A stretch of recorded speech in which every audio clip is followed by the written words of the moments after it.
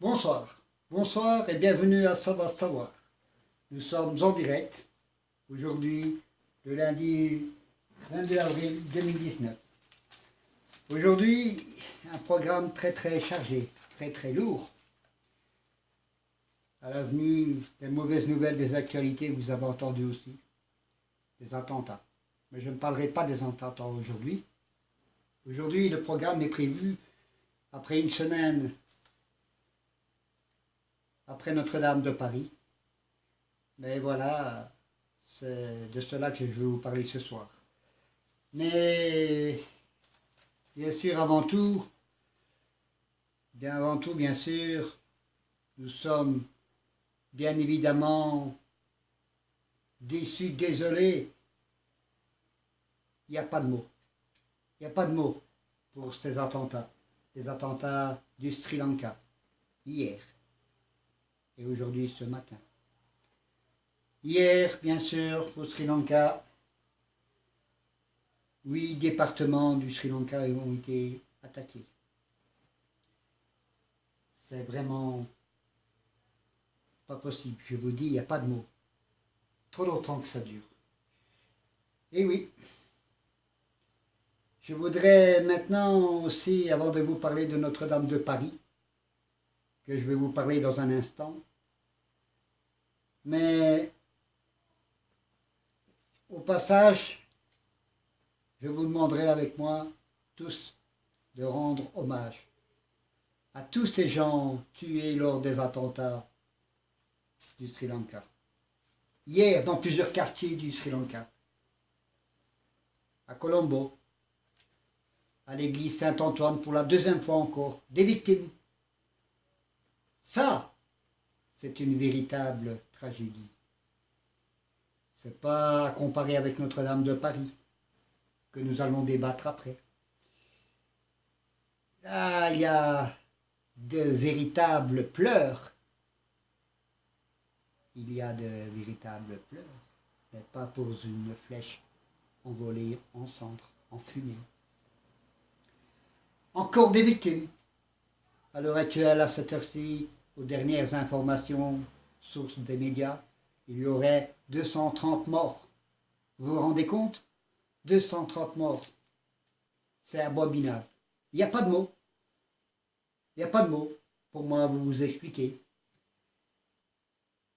Oui, maintenant, à l'heure que je vous parle, c'est plus triste. C'est plus triste que tout. À côté de ça, Notre-Dame de Paris, on dira même plus de Paris, on connaît. On a tellement prononcé dans les médias Notre-Dame. Notre-Dame est une rigolade. Je le dis, entre guillemets.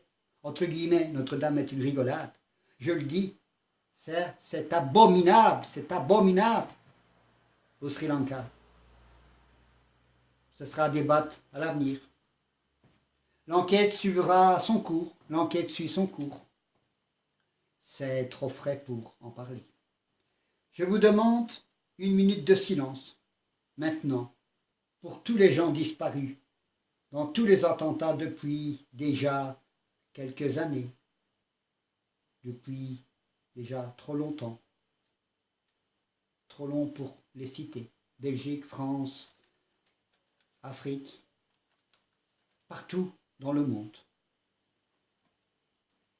Allons-y. C'est parti pour la minute de silence. Ensuite, nous reprendrons notre cours avec Notre-Dame de Paris pour l'acte numéro 1.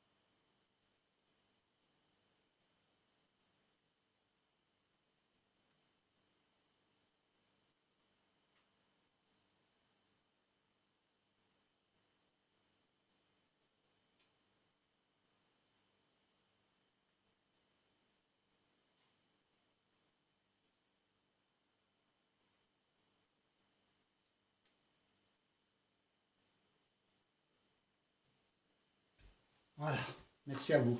Merci à vous pour cette minute de silence en hommage au Sri Lanka. Poursuivons notre débat. Poursuivons notre débat. Après une semaine de débat, ça se débat. Depuis une semaine, du début de l'incendie de Notre-Dame, cela fait juste, en ce moment, une semaine que le feu s'est déclaré. On rappelle un petit peu, en quelques lignes, le premier foyer du feu, c'est environ débuté vers 18h15, d'après le début d'enquête, d'après les sources médias.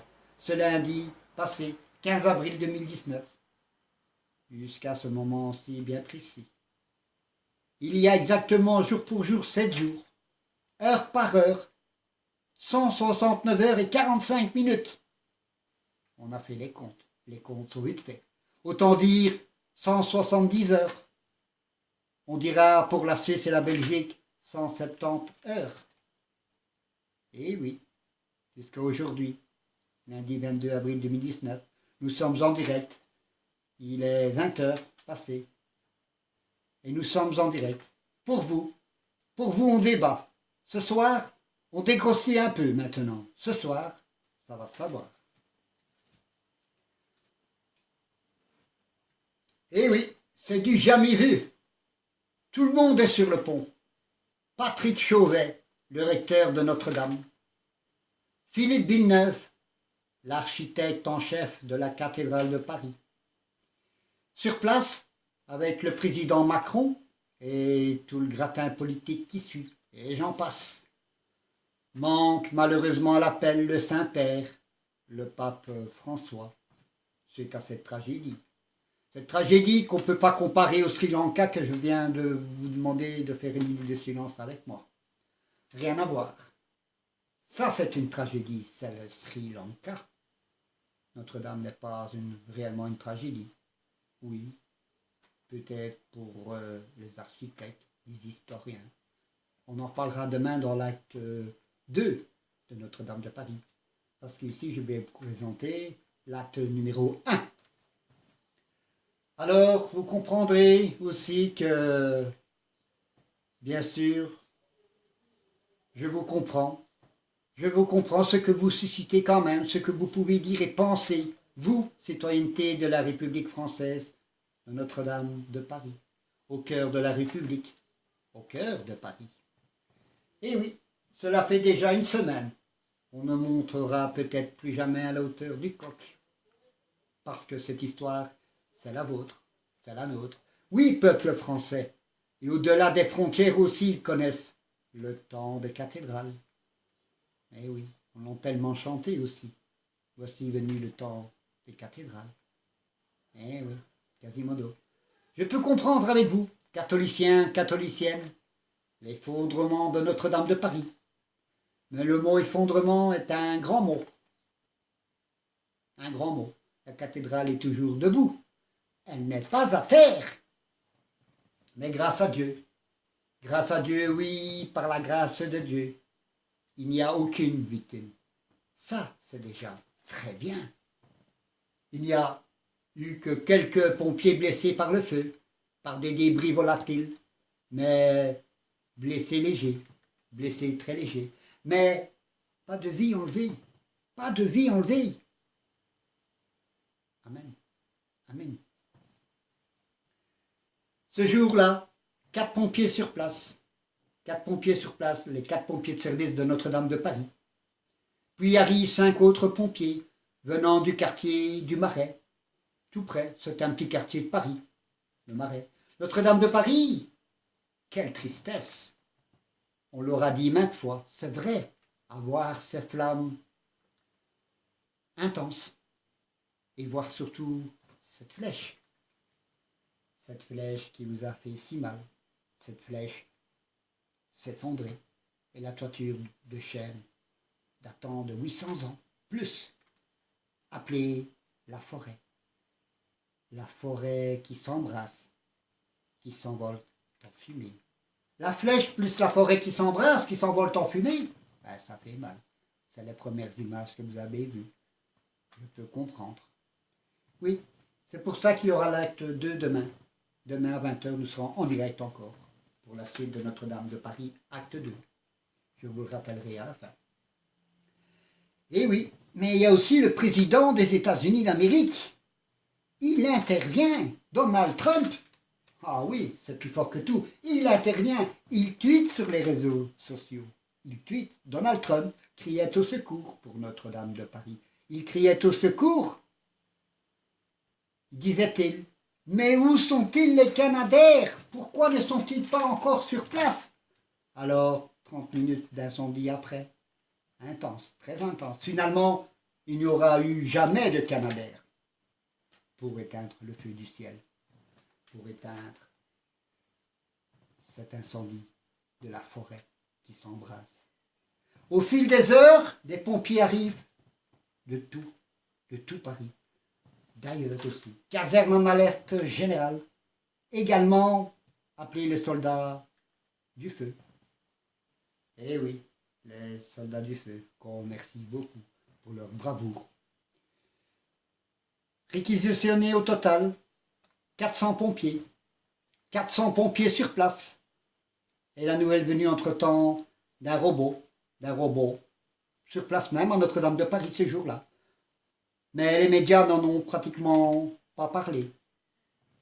Ils n'ont pas fait tellement d'allusions à ce robot. Peut-être pour le tester. Qui pour moi est une bonne affaire, le robot, pour sauver des vies humaines. C'est pour ça qu'il a été construit, pour sauver des vies humaines.